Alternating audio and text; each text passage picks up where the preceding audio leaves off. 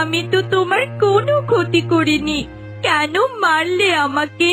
তোমার কি প্রাণীদের প্রতি একটুও করুণা হয় না? তুমি আমাকে তীরবদ্ধ করে মেরে ফেলতে চাইছো? আমি শিকারী, করুণা কি আমি তা জানি না। আমি শুধু এইটা জানি, তোমার পালক বিক্রি করলে আমি অনেক টাকা পাবো। এত বড় একটা অন্যায় করার পরও তুমি হাসছো? তুমি সত্যি অনেক খারাপ মানুষ। মনে রেখো, তোমার বংশে এমন সন্তান হবে যে মানুষ নয়, হাঁসের রক্ত নিয়ে জন্মাবে। আমি তোমাকে অভিশাপ দিচ্ছি। হাস্যকর কয়টা, অভিশাপে আমার কিছুই যায় আসে না। কিছুক্ষণের মধ্যেই রক্তক্ষরণ হয়ে তুমি মৃত্যুবরণ করবে, আর এরপর আমি তোমাকে বাড়ি নিয়ে গিয়ে তোমার পালক বিক্রি করব।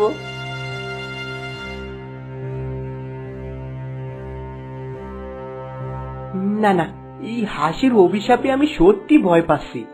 এই হাঁসের কোনো প্রয়োজন নেই। আমি খালি হাতে বাড়ি ফিরে যাব। হাঁসটা এখানে ফেলে রাখলে দুর্গন্ধ ছড়াবে। এক কাজ করি, এই হাঁসটা আমি মাটিতে পুঁতে দেই।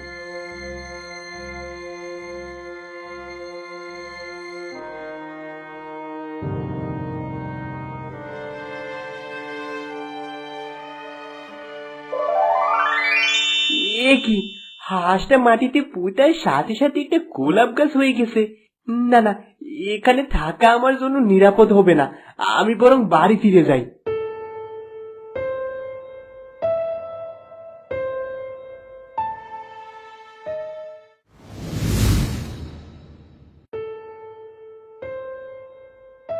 স্বামী, তোমার মুখ এমন মলিন কেন? কি হয়েছে? যখনই তোমাকে দেখি সারাক্ষণ শুধু মুখ ভোঁতা করে রাখো। কি হয়েছে বলবে তো? জানি না গো, সেই হাঁসের কথা আজও কানে বাজে। আমি মা হতে চলেছি, আর এখন তুমি এসব বাজে বাজে কথা বলা শুরু করেছো। যদি আমার পেট থেকে একটা হাঁসের মতো বাচ্চা বের হয়? হাঁসের অভিশাপ? না না, এমন হবে না। একদম এসব বাজে কথা মুখেও আনবে না। আমাদের ঘরে একেবারে সুন্দর সবল বাচ্চা জন্ম নেবে, যে তোমাকে আর আমাকে খুব ভালোবাসবে। এখন শুয়ে পড়ো, অনেক রাত হয়ে গেছে। আমার আবার বেশি রাত জাগলে শরীর খারাপ করে।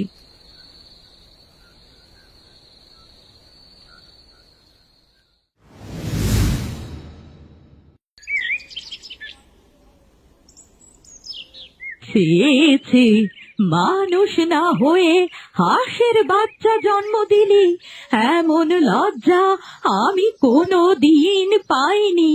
তোর জন্য সমাজে আমি মুখ দেখাতে পারি না। মা, আমি তো কিছুই করিনি। এটা কেমন করে হলো আমি তা জানি না। তাছাড়া অভিশাপ আপনার ছেলের লেগেছিল, আমি তো কিছুই করিনি। চুপ, মুখ বন্ধ রাখ। আমার বংশে এখন হাঁসের মা থাকবে? না না, আমি মেনে নিতে পারবো না। মা, ও তো নিরপরাধ, ও শুধু একটা ছোট্ট প্রাণ। যত সব আদিক্ষেতা, ছোট্ট প্রাণ, হাঁসের ছানা। ওকে নিয়ে তুই আমার ঘর থেকে এখনই বের হয়ে যা। আমি কোথায় যাব মা? এই সন্তান তো আপনার ছেলেরই রক্ত। রক্ত না, লজ্জা। গ্রাম জানলে হাসির পাত্র হব আমরা। সবাই জানে তোর ঘরে একটা হাঁসের বাচ্চা জন্ম নিয়েছে। আমি বলছি, ওই হাঁসের ছানাটাকে পুকুরে ফেলে দিয়ে আয়, না হলে তোকে আমি ঘর থেকে তাড়াবো বলে দিচ্ছি। না মা, আমি ওকে মারতে পারবো না। তাহলে তো কেউ থাকতে হবে না এই ঘরে। আমার ছেলে ঘরে ফিরলে সেও তোকে ছাড়বে। সে শহরে গেছে, আগামীকাল ফিরে আসবে। আর মনে রাখিস, আজকের রাত তোর শেষ রাত এই ঘরে। আপনার ছেলে যদি না চায়, তাহলে আমি আর এই বাড়িতে থাকবো না। আজকের রাতটা আপনি অন্তত আমাকে ঘরে থাকতে দিন।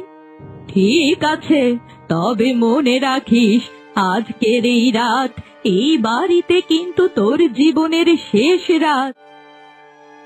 মা, তুমি এত রেগে কেন আছো? কি হয়েছে বলো তো? কি হয়েছে বলছিস? তোর বউ একটা হাঁসের বাচ্চা জন্ম দিয়েছে, এ কেমন লজ্জা! গ্রামের মানুষেরা আমাদের নিয়ে হাসাহাসি করছে। তোর বউ বাচ্চাটাকে কোলে নিয়ে রাখে, সবাই দেখে আর হাসে। আমি বলেছি আজই ওদের ঘর থেকে বের হয়ে যেতে হবে। মা, তুমি কি জানো তুমি কি বলছো?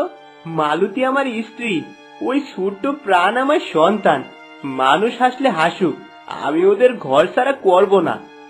আমি জানি না কেমন করে এটা হলো, কিন্তু আমি শুধু জানি ও আমার বাচ্চা, আমি ওকে ফেলে দিতে পারবো না।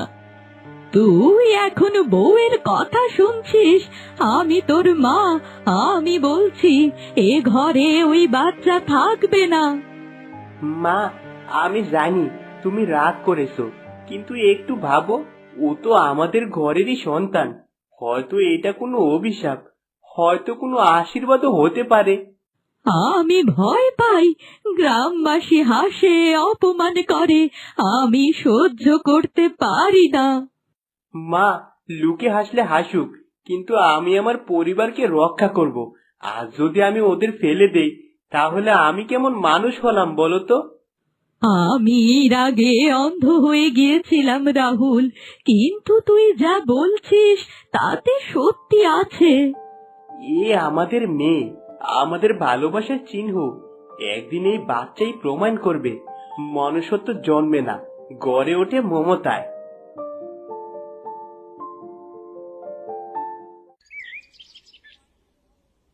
হে বিধাতা, তুমি আমাকে কেন হাঁস বানিয়ে পাঠিয়েছো?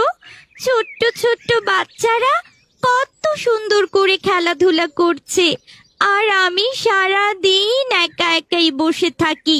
গ্রামের কোনো মানুষ আমাকে পছন্দ করে না। কি রে, এখানে বসে কাঁদছিস কেন? তুই তো মানুষের মতো করে কথা বলতে পারিস। নিশ্চয়ই তোর উপর কোনো অভিশাপ আছে। আমি এক অভিশপ্ত মানুষ।